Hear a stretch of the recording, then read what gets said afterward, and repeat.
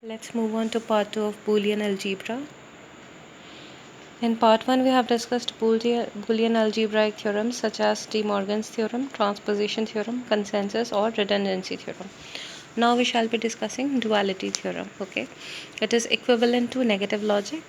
You change or by and vice versa.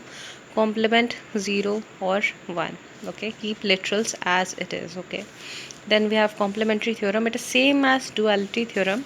Okay, here also you change or by and vice versa. Complement 0 or 1, but you complement individual literals as well. Okay, here we keep literals as it is, here we complement the literals. Some important data to be kept in mind, that if you perform duality operation twice on a function, you get the same function as the original one, and if you perform duality operation once, then you get self dual expression. The maximum possible self dual function is given by 2 to the power 2 to the power n minus 1. Okay, maximum possible distinct logics is given by 2 to the power 2 to the power n. Then let's talk about minimization of Boolean functions. Okay, Boolean should be reduced to simple before realization. Why?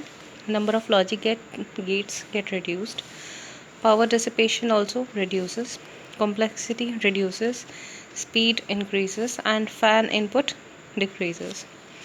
Then we have representation of Boolean. We have two forms, canonical form and minimal form. In canonical form, what we do is all terms have all variables either in complementary or uncomplementary form. Suppose this is your function ABC, it is given by these. Okay, now in minimal form, what we do is minimum number of literals. Okay, the focus is on minimum number of literals. Okay, suppose this is a function ABC over here as this particular a plus ABC plus a dash bc.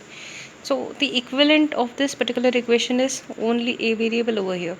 So if you represent it by the equivalent, okay, in minimum number of literals, then it is a minimal form. Now let's talk about minterm and maxterm.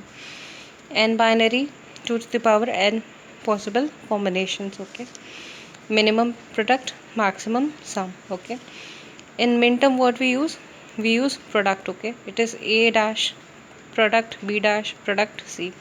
In maxterm we use sum. Okay, a plus b plus c. Suppose these are the values of your abcs 0 0 0.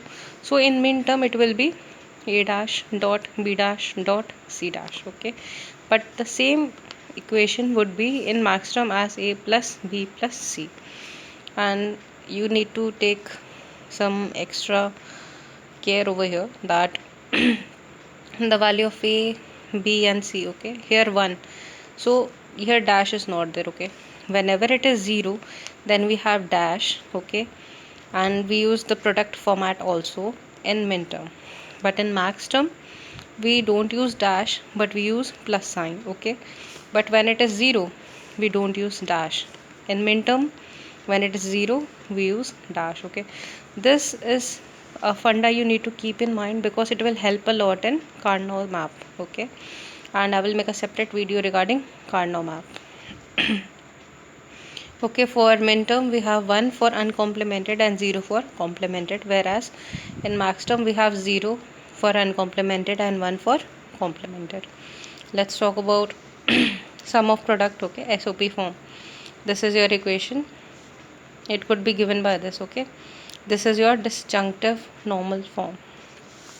And then we have product of sum, which is given by this. Okay, you see it is sum and this is sum. Okay, in two brackets we have two sums over here.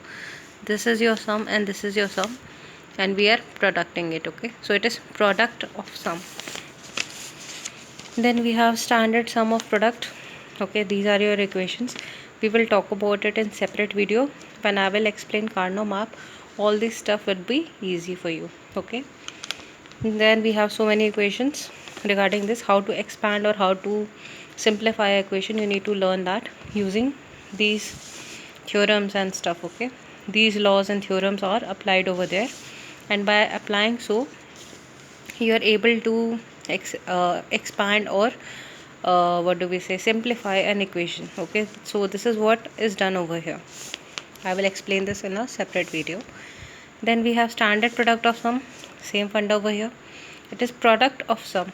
This is sum of something and this is sum of something, and the product of these two takes place. Okay, then what you do, you perform these laws over here and expand the uh, function. Then we have truth table. I will make a separate video on truth table as well, because it is very important from competitive point of view. Then in dual form, what we do is we change the positive sign to negative and vice versa. Then we have Venn diagram. We have studied in smaller classes what a Venn diagram is. Okay, then we have Carnot map. Okay, I shall be explaining Carnot map in part 3, so stay tuned.